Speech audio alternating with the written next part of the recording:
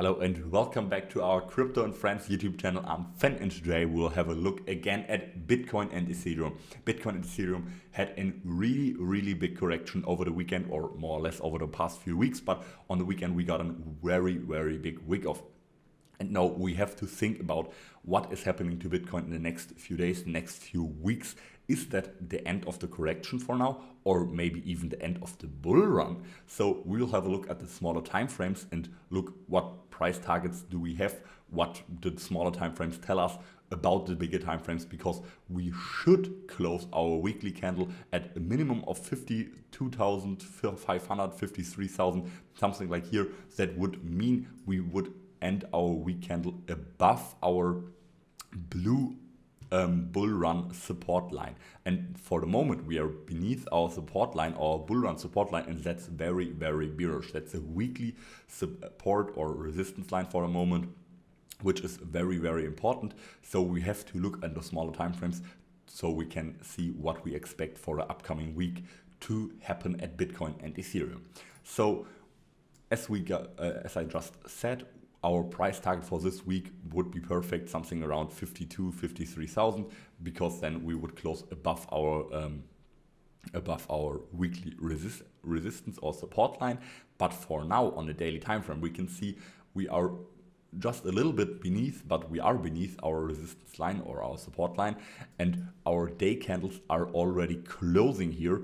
But for sure, we must also say the day candles are closing pretty bullish for the moment. Last day candle had a big wick off also, but closed very well at $49,200. The today's day candle also got a wick to the downside of $47,200, but also seems to close somewhere at the 49,000. So in my opinion, if we continue this trend and maybe just consolidate a little bit above our big support area beneath us, because we are in a big support area at the moment, I could really imagine that Bitcoin will just consolidate for 1 or 2 days, and then in 2 or 3 days, so at the end of the week, we just begin to pump, and shortly, but hopefully before the end of the week, we are above our blue resistance line at the moment again.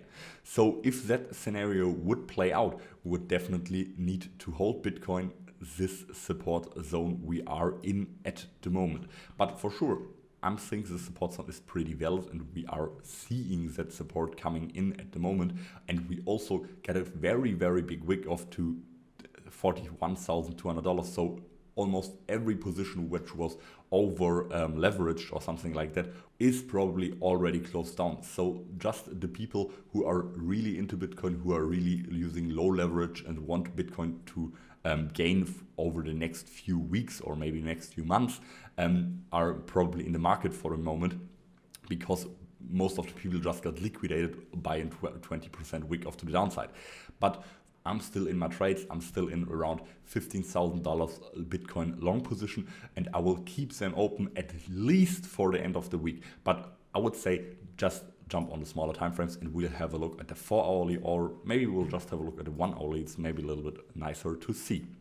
But as you guys can see, we already formed on the 1-hourly time frame, formed a symmetrical triangle, which possibilities are very greater that we will break to the downside than we will break to the upside, because it's just a continuation pattern, and it's all Bitcoin always forming something like this here and then just breaking down to the downside again. But for now, we are breaking to the downside, and we have broken out that symmetrical triangle to the downside, but it seems like we are bouncing from our support zone, and we could maybe just fake out to the downside and then pump to the upside, and that would be a very bullish scenario for Bitcoin. We could have a breakout target for that symmetrical triangle to the downside of $44,800, which would be a pretty bad move for Bitcoin, because we would drop beneath our support zone. But if we pump to the upside, that would be a pretty bullish move for Bitcoin, because we would already be again in our blue, above our blue resistance line, our weekly support line, and that would be very bullish. At that point, I would also yeah, probably just compound my positions. But for sure, we also have to talk about other scenarios, because that symmetrical triangle theoretically is invalid because it got that fake out to the downside, and we could then just dump after that to the upside. But if we just delete that symmetrical triangle from here, we can see that Bitcoin already formed another pattern, and that is a W pattern on the 1 hourly time frame, which would have a breakout target, or the neckline would be at 49,500, which would mean that the breakout target of that W pattern would also be the $52,600, which would also be the resistance line of our weekly support. So you guys can see, in my opinion, it's not very unlikely that we will see a pump to that resistance line, or to the downside of that resistance line, at least in the next 1 or 2 days.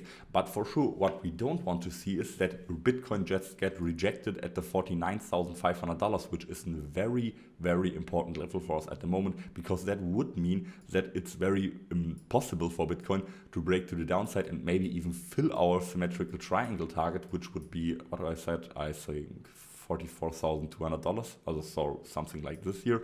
And we definitely don't want to see that coming, because that would really, really give us difficulties to push the weak candle again above that weekly resistance line.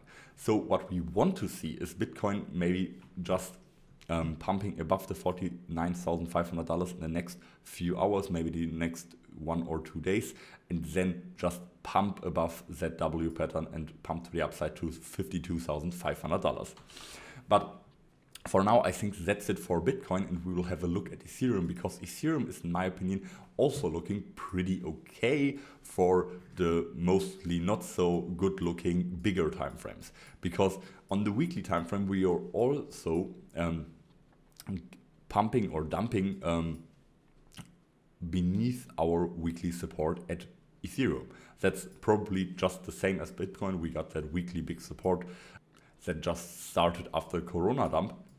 But for now, we are breaking beneath that support, but we are still bouncing off our horizontal support at at $3,900, and this is happening for the last few weeks. So we could imagine that Ethereum may hold the support here, and for sure for Ethereum it would be much easier than for Bitcoin to just pump a little bit to the upside, close that weak candle maybe here, and so we could absolutely imagine that that Ethereum will just go on and pump for the next few weeks again, because we would then just retested our crucial horizontal resistance, and then we could just pump again to the upside, because we are still above our weekly resistance line. And in my opinion, that's also very likely to happen, because if we jump on the 1 hourly time frame, you guys can see we are just in the last 3 days, we are just pumping again and again above. We are close to it, but we are above our weekly resistance line. And furthermore than that, we are also forming a right-angled broadening wedge, which means that the second trend line here, so the horizontal trend line, is most likely horizontal, so it's a right-angle broadening wedge. For normal, I would say right-angle broadening wedges are some sort of continuation pattern. We can see price movements like that always happening, and then we'll just continue the trend to the downside. But for now, in my opinion, especially that right here and the weekly candles, the last 4, are looking that we are just getting a nice and clean bounce of that $4,000 Ethereum support level. And that would mean if we get a bounce at that price we are actually at the moment, we could imagine that we break our neckline at $4,650 to the upside, which would mean we would have a potential breakout target for Ethereum to the upside of, that's the wrong tool, to the upside of around, I think, $5,300, which would be a definite new all-time high for Ethereum. So you guys can see we have that pretty bullish outcome for Ethereum, but we would need to pump to $4,600. But we will have a look at the smaller time frames, because there is a pattern forming at the moment which could pump us to that $4,600 level. So we will just jump on the 4-hourly time frame, and you guys can see here what I was talking about in the last few seconds, or maybe we'll just jump on the 1-hourly time frame. You guys can see Bitcoin is just like Bitcoin, Ethereum is also forming a W pattern.